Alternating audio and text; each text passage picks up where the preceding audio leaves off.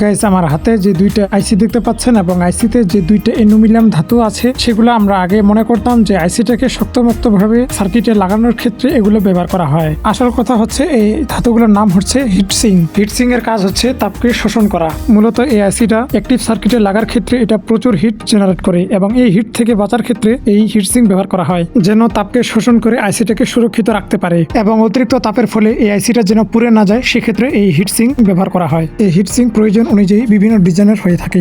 শুধু যে এগুলো আইসিতে ব্যবহার করা হয় বিষয়টি এমন নয়, এটি এলইডি বাল্ব কিংবা মোবাইলের সার্কিটেও ব্যবহার করা হয়ে থাকে। এলইডি বাল্বের কভারে ঠিক এই স্থানে যে মেটালটি দেখতে পাচ্ছেন বা অ্যালুমিনিয়ামটি, এটা হচ্ছে মূলত হিটসিং যেটা তাপ শোষণ করতে সাহায্য করে থাকে এবং বাল্বটাকে ঠান্ডা রাখে। মোবাইলের মাদারবোর্ডটা যদি আপনি খুলেন দেখতে পাচ্ছেন এখানে কিন্তু একটা আইসি রয়েছে এবং তার সাইডে একটা রয়েছে হিটসিং। এটা মূলত হচ্ছে হিটসিং এই আইসিটাকে ঠান্ডা রাখার জন্য এটা বিশেষভাবে কাজ করে থাকে।